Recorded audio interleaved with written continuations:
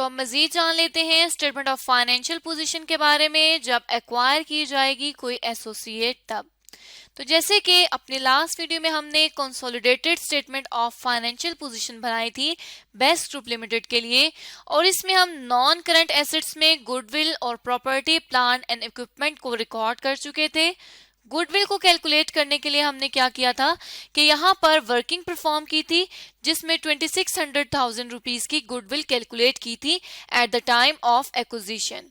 और at the time of acquisition हम क्यों गुडविल कैलकुलेट करते हैं, क्योंकि हमने हमेशा ये सीखा है कि जब भी कोई कंपनी परचेज की जाती है तब सिर्फ और सिर्फ परचेज्ड गुडविल को रिकॉर्ड किया जाता है। जो कंपनी खुद जनरेट करती है गुडविल उसको कैलकुलेट नहीं किया जाता। गुडविल की कैलकुलेशन के लिए नेट एसेट्स की कैलकुलेशन जरूरी थी जिसको हमने यहाँ पर परफॉर्म कर लिया था, और साथ ही साथ सबसे पहले हमने ग्रुप स्ट्रक्चर को भी देख लिया था। तो ये था वो डेटा जो हमने लास्ट वीडियो में प्रिपेयर किया था। अब हम मजीद चलेंगे और consolidated statement of financial position को कंप्लीट करेंगे। तो फर्स्टली हम दो ये एसेट्स रिकॉर्ड कर चुके हैं जिसमें गुडविल जो है वो कंसोलिडेशन के टाइम अराइज होती है, इसलिए गुडविल को सबसे पहले लिखते हैं। उसके बाद प्रॉपर्टी प्लांट एंड इक्विपमेंट लिखना है जिस तरह से जिस सीक्वेंस में हमें क्वेश्चन में गिवन है। और थर्ड नंबर पे हमें गिवन है इन्वेस्टमेंट्स, हमने इन्वेस्टमेंट्स को रिकॉर्ड करना है।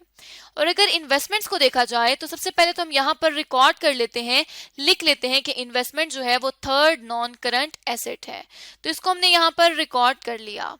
अगर क्वेश्चन में आए तो देखें तो सिर्फ और सिर्फ इन्वेस्टमेंट जो है वो बेस्ट लिमिटेड ने की है। गुड लिमिटेड के तो डेटा को हमने रिकॉर्ड करना ही नहीं है क्योंकि एसोसिएट से रिलेटेड जो डेटा है उसे रिकॉर्ड नहीं किया जाता, उसे कंबाइन नहीं किया जाता। सिर्फ और सिर्फ सब्सिडरी का डेटा पेरेंट के साथ कंबाइन किया जाता है, उसे कंसोलिडेट किया जाता है। तो बेस्ट लिमिटेड में 10,000 रुपीज की इन्वेस्टमेंट है लेकिन बेटर लिमिटेड में कोई भी इन्वेस्टमेंट नहीं है। तो अगर हम देखें तो इस इन्वेस्टमेंट में कुछ हिस्सा उस इन्वेस्टमेंट का है जो बेटर लिमिटेड में की गई है और कुछ हिस्सा उस इन्वेस्टमेंट का है जो गुड लिमिटेड में की गई है, क्योंकि ये टोटल इन्वेस्टमेंट है। तो हमने क्या करना है कि बेटर लिमिटेड और गुड लिमिटेड की इन्वेस्टमेंट यहां से माइनस करनी है।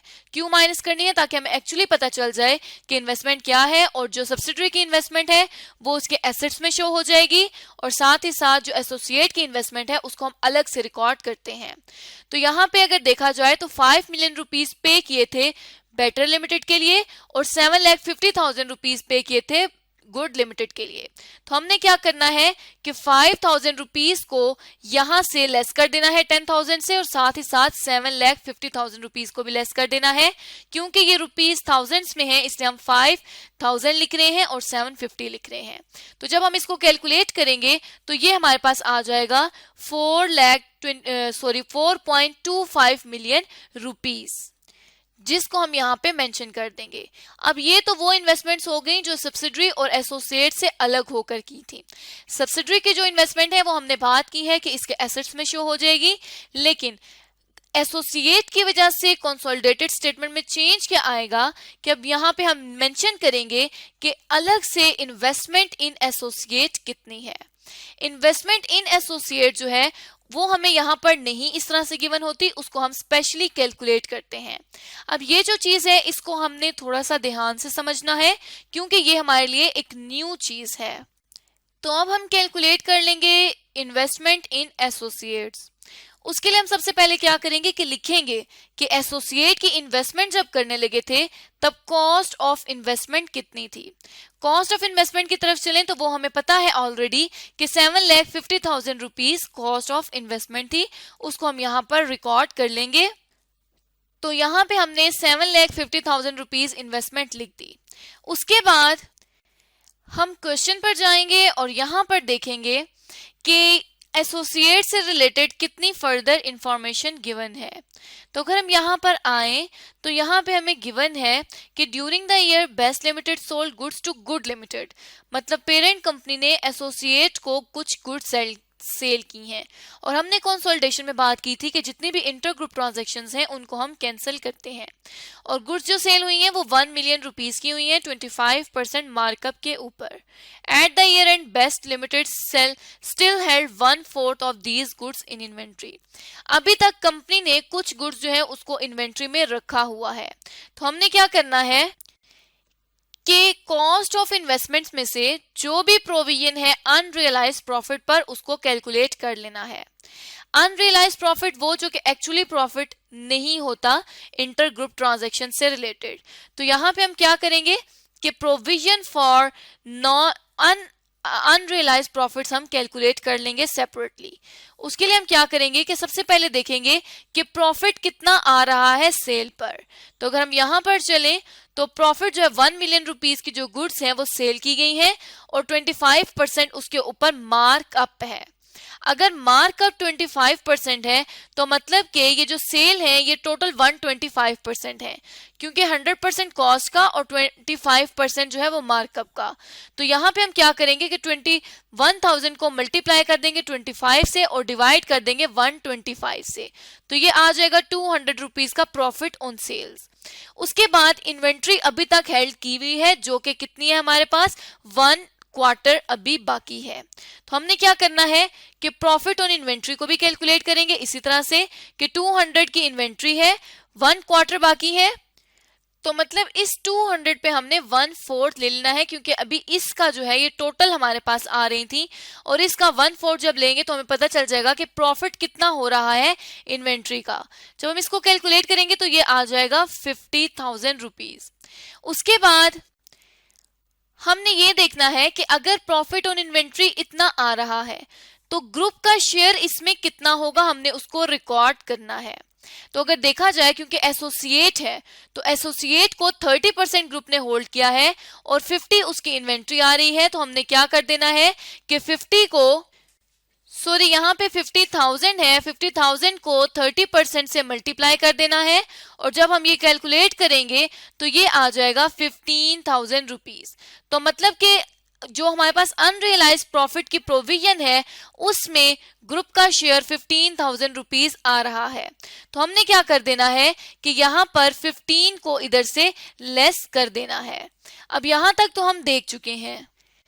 उसके बाद मजीद हमने ये देखना है कि कितना शेयर है पेरेंट का पोस्ट एक्विजिशन प्रॉफिट्स में।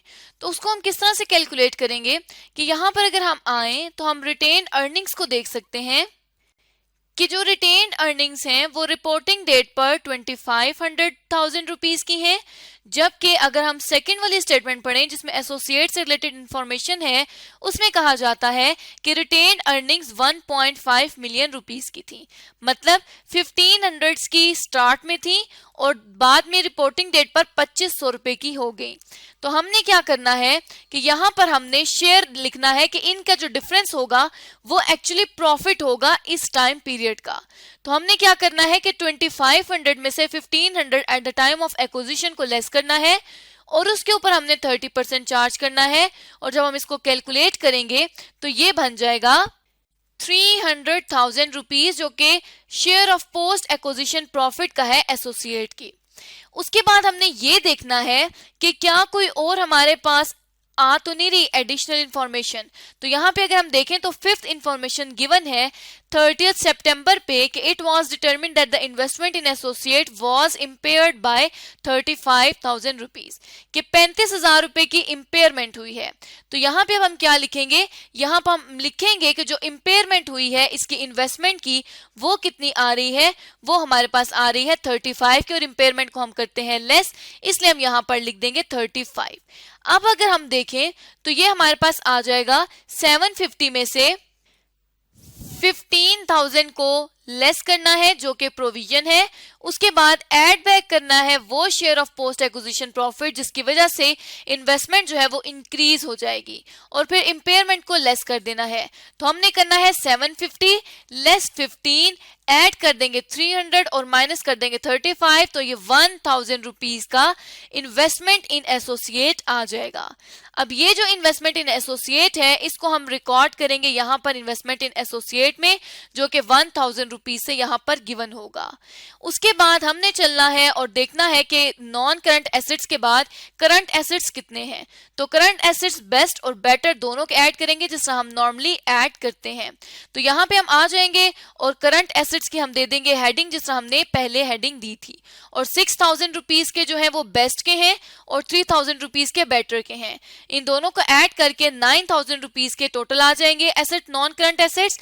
उसके बाद हमने टोटल कर लेना है कि टोटल नॉन करंट एसेट और करंट एसेट्स की कितनी वैल्यू आ रही है, और इसको हमने कैलकुलेट कर लेना है कि 38,350 रुपीज इनकी टोटल वैल्यू आ रही है। उससे पहले हमने यहाँ पर इन तीनों का भी ये जो नॉन करंट एसेट्स हैं उनका भी टोटल अलग से कर सकते हैं। तो 29,350 plus 9,000 is equal to 38,350 rupees के टोटल नॉन करंट एसेट। अब हमने फाइनेंशियल पोजीशन की एक साइड जो है वो कंप्लीट कर ली है। नेक्स्ट साइड जो है वो हमारे पास आती है इक्विटीज एंड लायबिलिटीज की, जिसमें हम सबसे पहले इक्विटी को रिकॉर्ड करेंगे, और इक्विटी में भी सबसे पहले शेयर कैपिटल को रिकॉर्ड किया जाता है। तो शेयर कैपिटल देखा जाए तो वो 10 पर शेयर आ रहा है, और शेयर कैपिटल सिर्फ और सिर्फ हमने पेरेंट का लिखना है जो कि 10,000 रुपीज है, जिसे हम नॉर्मली अपनी स्टेटमेंट ऑफ फाइनेंशियल पोजीशन में लिखते हैं। तो यहाँ पे 10,000 रुपीज का शेयर कैपिटल आ जाएगा। उसके बाद हमने इक्विटी में ग्रुप की रिटेन्ड अर्निंग्स को कैलकुलेट करना है जिस तरह से हम नॉर्मली जो है वो कैलकुलेट करते हैं। तो यहाँ पे हम ग्रुप की रिटेन्ड अर्निंग्स कैलकुलेट कर लेंगे, जिनको हम लास्ट वीडियो में भी कैलकुलेट करना सीख चुके हैं। उसमें सबसे पहले ये होता है कि जो ग्रुप की अपनी जो रिटेन अर्निंग्स हैं बेस्ट लिमिटेड की वो आएंगी। जिस तरह से यहाँ पर देखें तो 75,100,000 रुपीज जो बेस्ट लिमिटेड है उसकी अर्निंग्स आ रही हैं। तो यहाँ पे हम 75,100,000 रुपीज को मेंशन कर देंगे। उसके बाद हमने ये देखना है कि सब्सिडरी में जो शेयर है उसका प्रॉफिट कितना आ रहा है। तो अगर हम देखें तो 6500 जो है वो पहले था, यहाँ ऊपर हम देख सकते हैं कि 6500 रिपोर्टिंग डेट पे है और पहले जो था वो 4000 था। तो हमने क्या करना है कि 6500 में से 4000 रुपीज को लेस करना है, और उसके बाद हमने 2500 को जब 75% से मल्टीप्लाई किया, क्योंकि ग्रुप का हिस्सा 75% ही है। तो अगर हम इसको कैलकुलेट करें तो ये आ जाता है 1875,000 रुपीज। इसी तरह से एसोसिएट का अगर हम हिस्सा कैलकुलेट करें तो एसोसिएट का हमने ऑलरेडी हिस्सा कैलकुलेट किया था जो कि यहाँ पर 300,000 रुपीज का आ रहा था। अब हमने कर लेना है इन तीनों का टोटल 7500 प्लस दिस और लास्ट में फिर इसका एसोसिएट का, तो ये आ जाएगा 9675,000 रुपीज। हमने क्या करना है कि इसको ऐड अप करके यहाँ पर स्टेटमेंट ऑफ फाइनेंशियल पोजीशन में मेंशन कर देना है कि इसकी अर्निंग्स इतनी आ रही हैं। उसके बाद इक्विटी में ही हम नॉन कंट्रोलिंग इंटरेस्ट को भी मेंशन करते हैं। तो नॉन कंट्रोलिंग इंटरेस्ट के लिए हम अगेन जो है वो वर्किंग कर लेंगे, क्योंकि अब हमारे पास तमाम वर्किंग्स कंप्लीट हैं। तो नॉन कंट्रोलिंग इंटरेस्ट को कैलकुलेट करना कोई मुश्किल बात नहीं है। तो हमने क्या करना है कि उसी तरह से यहाँ पर लिख देंगे रुपीज इन थाउजेंड्स, और फेयर वैल्यू ऑफ एनसीआई जो है वो हमें ऑलरेडी गिवन थी कि 1.6 मिलियन रुपीज थी, जिसको 1600 हमने यहाँ पर मेंशन कर दिया। उसके बाद प्रॉफिट में जो सब्सिडरी का प्रॉफिट है उसमें यहाँ पे हम देखें तो 75% हिस्सा जो है वो ग्रुप का था, और रिमेनिंग जो हिस्सा बच जाएगा 25% वो आ जाएगा हमारे पास एनसीआई का। तो यहाँ पे हम उसको भी मेंशन कर देंगे, और वो किस तरह से कैलकुलेट हुआ है इसी तरह 6500 माइनस 4000 इनटू 25%, क्योंकि 75% हम ऑलरेडी यहाँ पर ले चुके हैं। अब जब हमने इन दोनों को ऐड करना है तो ये हमारे पास एनसीआई की fair value at reporting date आएगी जो कि 2.225 मिलियन रुपीस की आ जाएगी। हमने इसी एनसीआई को नॉन कंट्रोलिंग इंटरेस्ट को यहाँ पर मेंशन कर देना है, और फिर हमने कर लेना है इक्विटी का टोटल, क्योंकि अगर हम यहाँ पर देखें तो रिटेन्ड अर्निंग और शेयर कैपिटल के अलावा कोई भी इक्विटी नहीं है। लेकिन कंसोलिडेशन की जो स्टेटमेंट बनती है स्टेटमेंट ऑफ फाइनेंशियल पोजीशन, उसमें हम ग्रुप रिटेन्ड अर्निंग्स और नॉन कंट्रोलिंग इंटरेस्ट को मेंशन करते हैं। तो जब हम यहाँ पे कैलकुलेट करेंगे तो ये आ जाएगा 21,850 रुपीज। उसके बाद हमने नॉन करंट लायबिलिटीज को लिखना है, जो कि सिंपली अगर हम क्वेश्चन में देखें तो 8,000 की यहाँ पर आ रही है बेस्ट की और 1250 की बेटर की आ रही हैं। तो हमने यहाँ पर दोनों की जो लायबिलिटीज हैं उनको मेंशन कर देना है और इनका टोटल कर देना है, जो कि 99.25 मिलियन रुपीस आ जाएगा। इसी तरह से लास्ट में हमारे पास बच जाएगा करंट लायबिलिटीज, जो कि वन लाइनर ही यहाँ पर लिखी हुई है 4500 प्लस 2750। तो हमने क्या करना है कि इसी तरह से 4500 प्लस 2750 रुपीज लिख देने हैं। तो अगर हम इसका टोटल करेंगे तो ये आ जाएगा 7250 रुपीज। अब हमने इक्विटी और लायबिलिटीज का टोटल कर लेना है क्योंकि मजीद हमारे पास और कोई भी आइटम रिमेनिंग बाकी नहीं है। तो इसका टोटल करने के लिए हम क्या करेंगे, 21850 plus 9250 plus 7250 is equal to 38350। अब अगर हम देखें तो हमारे पास एसेट्स और लायबिलिटी का जो टोटल है वो सेम आ रहा है। इसका मतलब ये हुआ कि हमने कंसोलिडेटेड स्टेटमेंट सही बनाई है। तो इस तरह से हमने ये देखा कि एसोसिएट से रिलेटेड हमें जो एक अलग वर्किंग करनी है कंसोलिडेशन में, वो सिर्फ और सिर्फ ये है कि इन्वेस्टमेंट्स में से तमाम इन्वेस्टमेंट सब्सिडियरी इन्वेस्टमेंट की खत्म करके इन्वेस्टमेंट इन एसोसिएट का अलग पोर्शन बना देना है। और उस इन्वेस्टमेंट इन एसोसिएट के लिए हमने यहाँ पर स्पेशल वर्किंग की थी जिसमें एसोसिएट से रिलेटेड तमाम डेटा को हमने रिकॉर्ड कर दिया था। तो इस तरह से आज की इस वीडियो में हमने जाना कि कोई भी ऑर्गेनाइजेशन किस तरह से स्टेटमेंट ऑफ फाइनेंशियल पोजीशन बना सकती है जब वो एक्वायर कर रही होगी किसी एसोसिएट को।